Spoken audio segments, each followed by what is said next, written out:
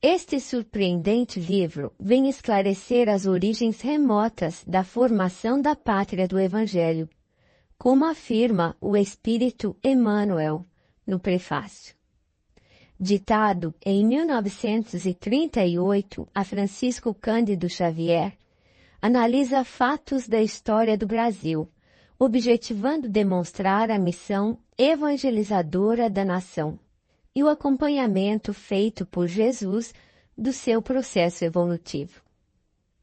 A partir de impressionantes dados colhidos no plano espiritual, tece comentários sobre a escravidão, os movimentos nativistas, a independência, a Guerra do Paraguai, o espiritismo e o movimento espírita no Brasil. Explica a missão da pátria brasileira como coração espiritual da terra, evidenciada pela espontânea e enorme acolhida que a doutrina espírita, codificada por Allan Kardec, teve em nosso país, concitando o povo à prática do Evangelho de Jesus, a fim de irradiar à humanidade a paz e a fraternidade. Humberto de Campos, poeta, contista, crítico, cronista e membro da Academia Brasileira de Letras. Produziu cerca de 40 títulos literários em vida, além de artigos para jornais e revistas. Quase 3 anos após sua desencarnação, o autor, que depois adotou o pseudônimo Irmão X, transmitiu ao médium Francisco Cândido Xavier sua primeira obra espiritual, Crônicas de Além-Túmulo, publicada em 1937. A FEB possui 12 publicações do autor em seu catálogo, dentre os quais está o grande sucesso, Brasil, Coração do Mundo, Pátria do Evangelho. Prefácio. Meus caros filhos, venho falar-vos do trabalho em que agora colaborais com o nosso amigo desencarnado, no sentido de esclarecer as origens remotas da formação da pátria do Evangelho, a que tantas vezes nos referimos em nossos diversos comunicados. O nosso irmão Humberto tem neste assunto largo campo de trabalho a percorrer, com as suas facilidades de expressão e com o espírito de simpatia de que dispõe como escritor em face da mentalidade geral do Brasil.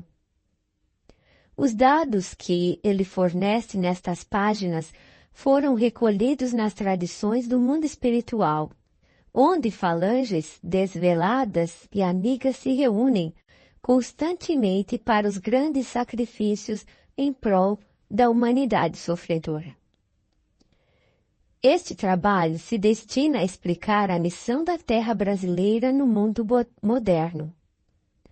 Humboldt, nota explicativa 1. Alexander von Humboldt, 1769-1859, geógrafo, historiador, naturalista e explorador alemão. Visitando o vale extenso do Amazonas, exclamou extasiado que ali se encontrava o celeiro do mundo. O grande cientista asseverou uma grande verdade. Precisamos, porém, desdobrá-la, estendendo-a no seu sentido econômico à sua significação espiritual. O Brasil não está somente destinado a suprir as necessidades materiais dos povos mais pobres do planeta, mas também a facultar ao mundo inteiro uma expressão consoladora de crença e de fé raciocinada, e a ser o maior celeiro de claridades espirituais do orbe inteiro. Desses tempos de confusões amargas, consideramos de utilidade um trabalho desta natureza, e com a permissão dos nossos maiores, dos planos elevados, empreendemos mais esta obra humilde, agradecendo a vossa desinteressada e espontânea colaboração. Nossa tarefa visa esclarecer o ambiente geral do país, argamassando as suas tradições de fraternidade com o cimento das verdades puras, porque, se a Grécia e a Roma da antiguidade tiveram a sua hora como elementos primordiais das origens de toda a civilização do Ocidente, se o Império Português e o Espanhol se alastraram quase por todo o planeta, se a França e a Inglaterra têm tido a sua hora proeminente nos tempos que assinalam as etapas evolutivas do mundo, o Brasil terá também o seu grande momento no relógio que marca os dias da evolução da humanidade. Se outros povos atestarem o progresso pelas expressões materializadas e transitórias, o Brasil terá sua expressão imortal na vida do espírito, representando a fonte de um pensamento novo, sem as ideologias de separatividade, e inundando todos os campos das atividades humanas com uma nova luz. Eis, em síntese, o porquê da nossa atuação nesse sentido. O nosso irmão encontra mais facilidade para vazar o seu pensamento em soledade. Nota 2. Em soledade significa a sós. Com o médium, como se ainda se encontrasse no seu escritório solitário. Daí a razão pela qual as páginas em apreço foram produzidas de molde a se aproveitarem as oportunidades do momento. Peçamos a Deus que inspire os homens públicos atualmente no leme da pátria do Cruzeiro e que, nesta hora amarga em que se verifica a inversão de quase todos os valores morais, no seio das oficinas humanas, saibam eles colocar muito alto a magnitude dos seus precípios deveres. E a vós, meus filhos, que Deus vos fortaleça e abençoe, sustentando-vos nas lutas depuradoras da vida material. Emmanuel. Esclarecendo.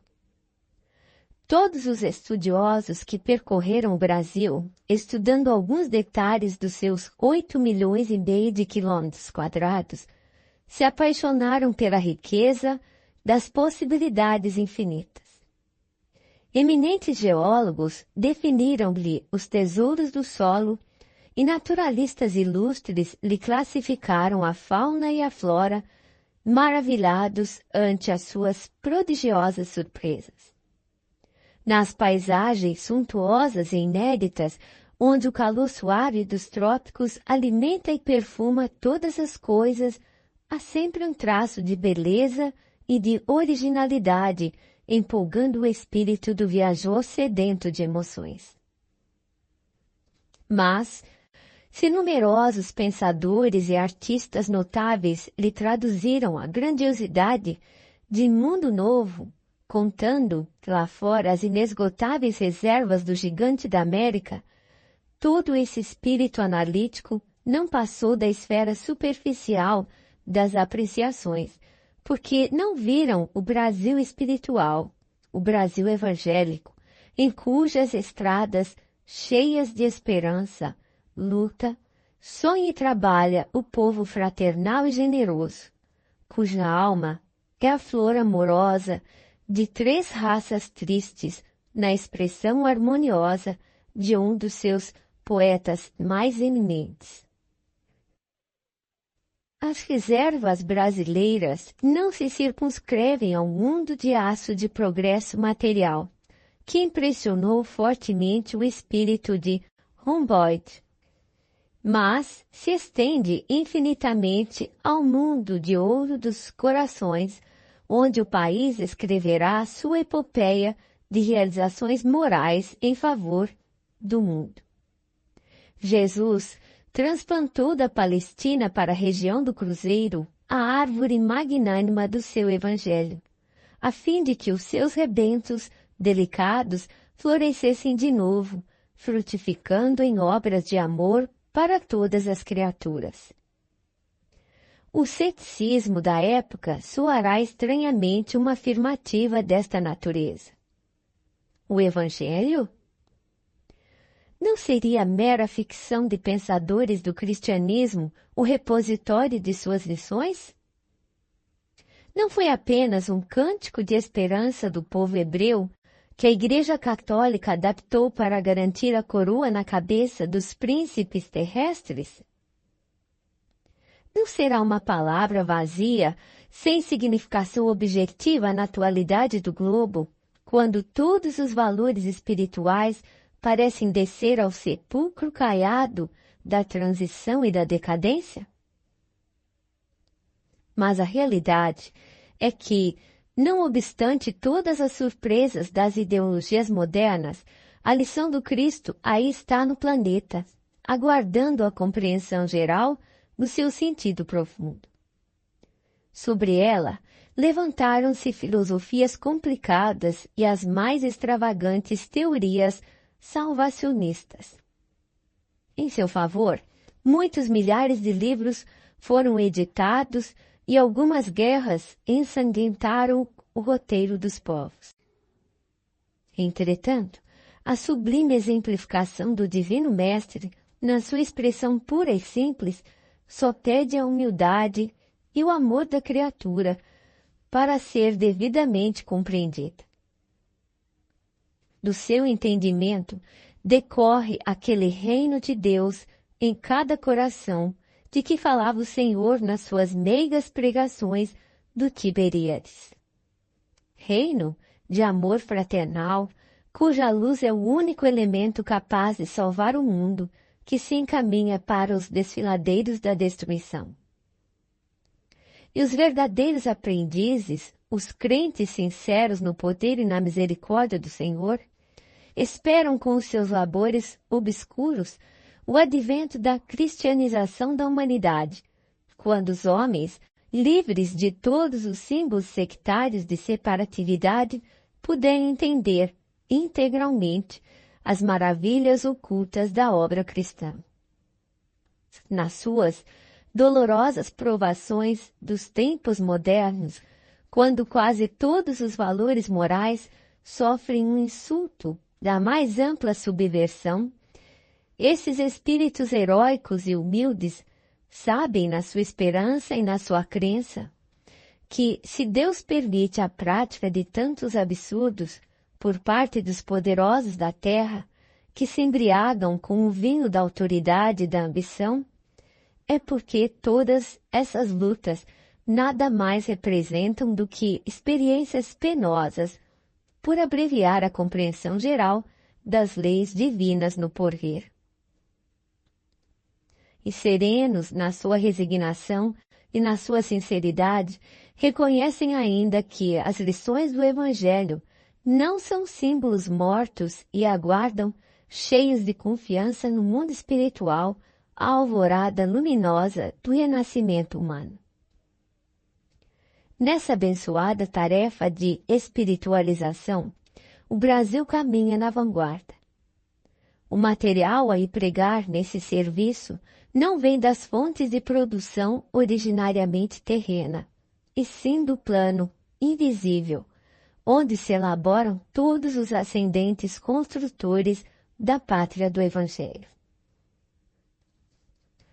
Estas páginas modestas constituem, pois, uma contribuição humilde à elucidação da história da civilização brasileira em sua marcha através dos tempos. Tem por único objetivo provar a excelência da missão evangélica do Brasil no concerto dos povos e que, acima de tudo, todas as suas realizações e todos os seus feitos, forros dos miseráveis troféus das glórias sanguinolentas, tiveram suas origens profundas no plano espiritual, de onde Jesus, pelas mãos carinhosas de Ismael, acompanha desveladamente a evolução da pátria extraordinária, em cujos céus fulguram as estrelas da cruz.